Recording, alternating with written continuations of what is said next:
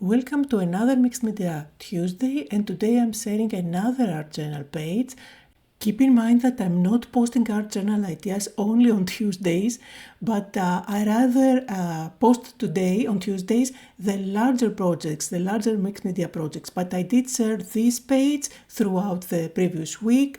I did share a couple more pages, let me find them, as a form of a short, as a reel.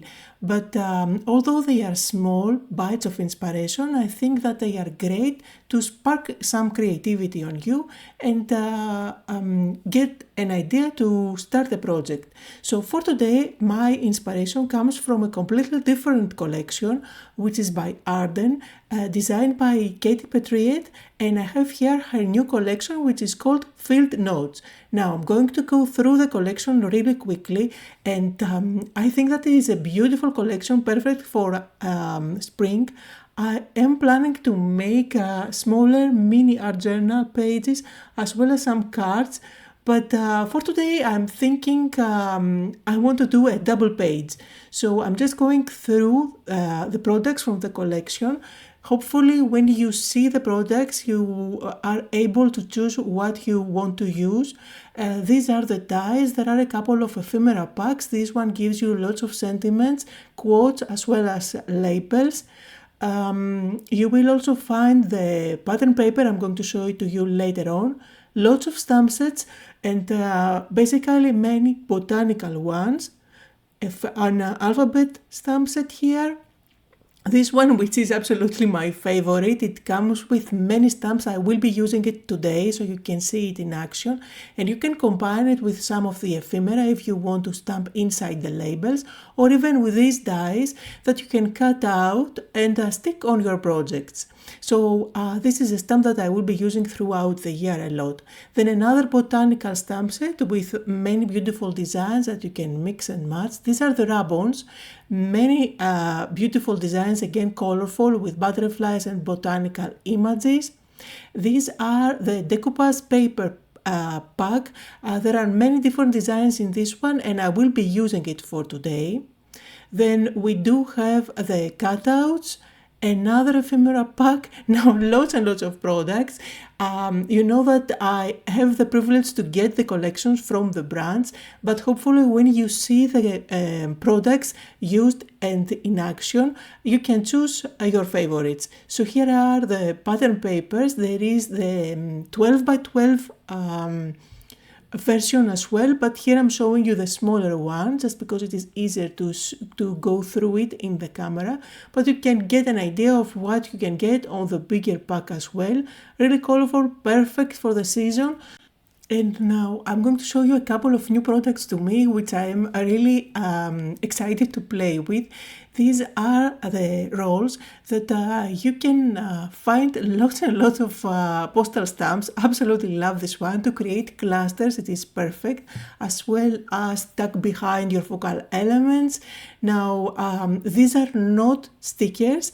You just unroll it and use it as it is on your projects, and then you get the PET tapes, PET tapes, and there are three designs in the pack. They are matte, although it is a plastic tape, but hopefully you can see that it's not as shiny as you would expect. And these are stickers. And I won't be using the PET tapes for today's project, but I am definitely going to use this tape in a future project that is coming. So anyway, let's start. And for my background today, I'm going to go with a decoupage paper. In the pack you will get 3 times the same design, which is a great deal. And then as you can see, I'm just tearing off a couple of corners, and then I'm going to stick them on my 2 pages on the opposite sides. You can do a similar design by using pattern paper.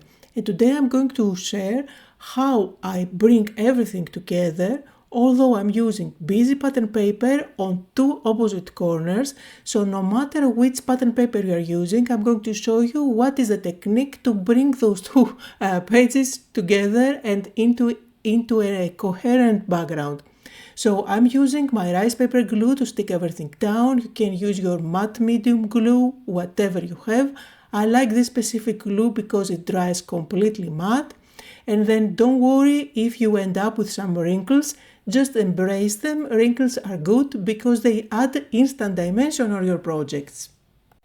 I do use the glue on top of my paper just to make sure that I seal it down and it's nicely stuck. And then I'm going to use my heat gun to make sure that this is completely dry before I move on to the next step. Now for this step I'm going to pick a color from the background. So I can either go with the blue, I can go with the yellow, or even the pink or the green from the other side. Just pick a color that is already in your background, no matter which pattern paper or rice paper or decoupage paper you are using. Then I'm going to use acrylic paint. Here I'm using acrylic paint by Tim Holtz. Any brand you have would work. And then all I'm going to do is just spread it around without being very particular with a baby wipe. The baby wipe is already a little bit wet, so it makes spreading the paint super quick and easy. And now let's bring everything together. One of my tricks to kind of bring together the empty space with the designs is to do some stamping. Now what you want to do is to do stamping on both the area that is blank with the acrylic paint and on the design that you already have. This way you kind of extend the design on both areas, and you will see that once I finish this step it's going to look as if it comes together. So that's one step that you can do. So notice that I switch stamps. So I'm going with lines, I'm going with tags, and I'm stamping everything with black ink. This is permanent black ink. So no matter what happens later on, if I decide to do something, it's not going to smudge or smear. Now I'm switching to yet another one. I'm using stamping blocks for today, but you can definitely use it without a stamping block, even better, because you will get a more organic look. You will see at some point I'm going to take it off the block so that I can stamp in between the spine. So you see how I kind of create a pattern that extends from the colorful areas to the blank area at the center. And that's what we want to do. So again, stamping where I have stamped previously, this time with a circle, just to bring some visual texture and interest at the background. And you can go ahead and do that even with a text stamp.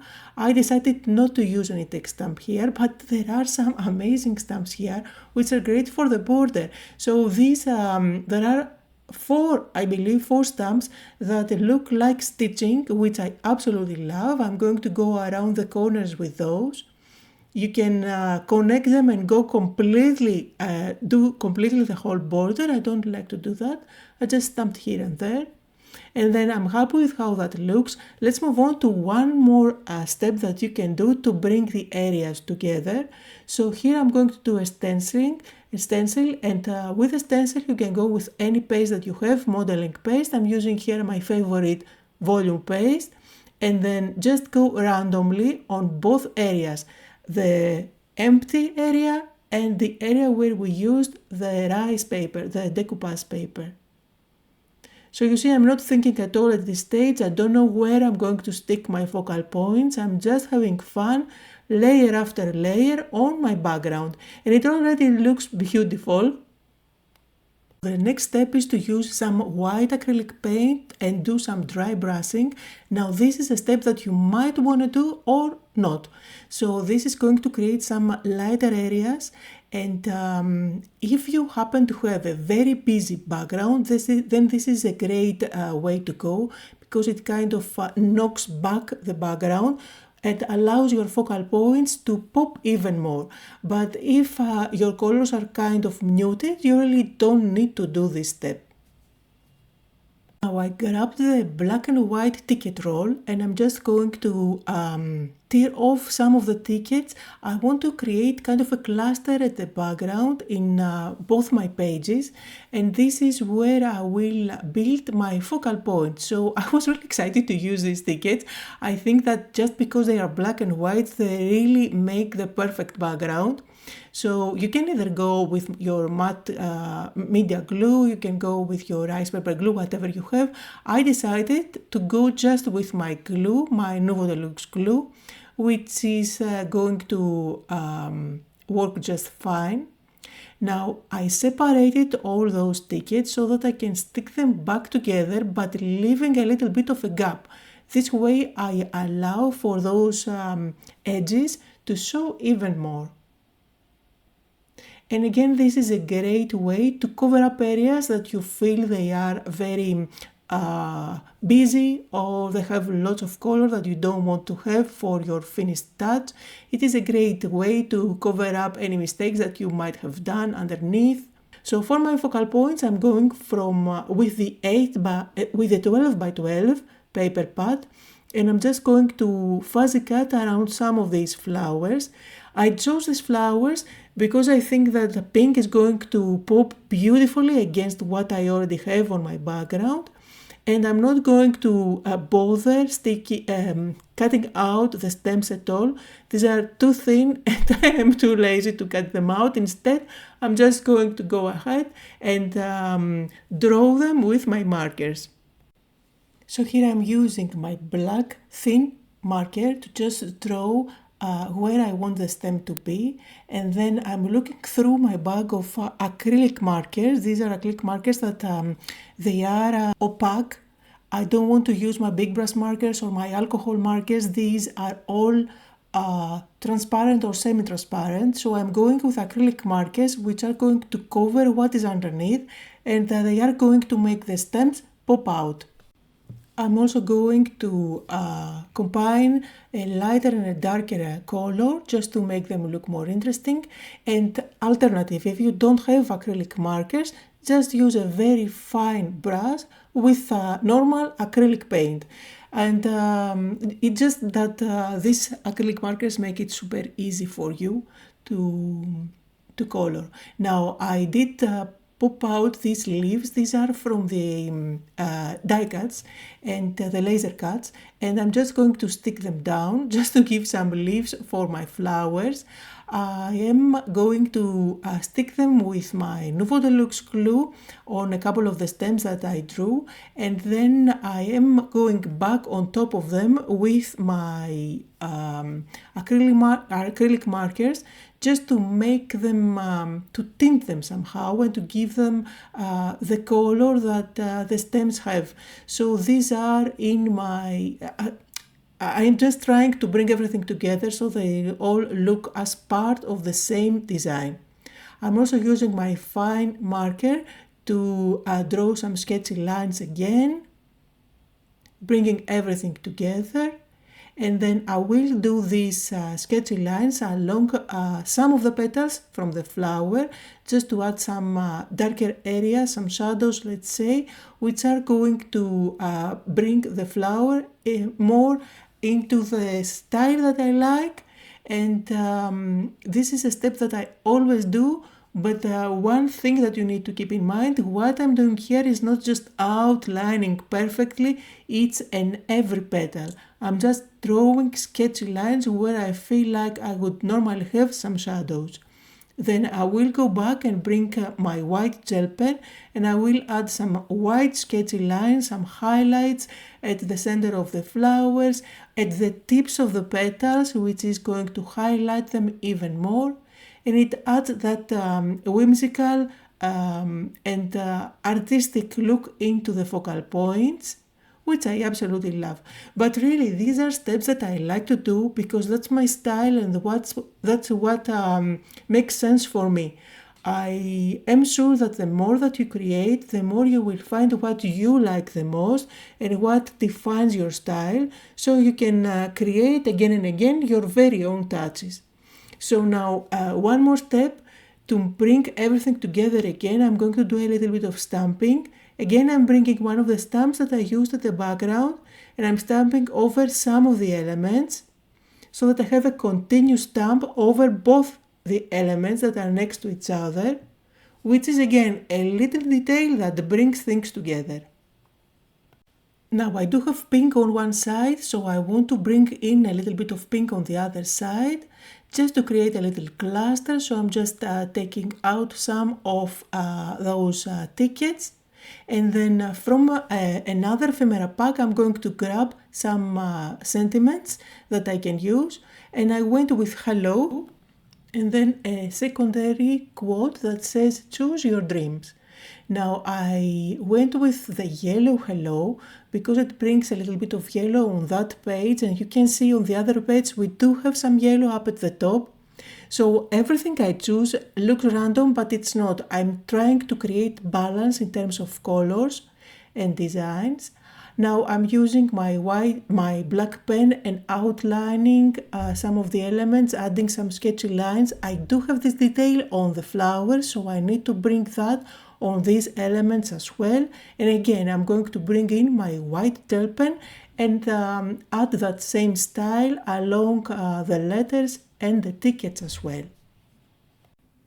And now some finishing touches. I felt like since I had enough black here and there, it would be nice if I added some black splattering. And I will repeat the same idea, but with white over the elements that I have stuck down.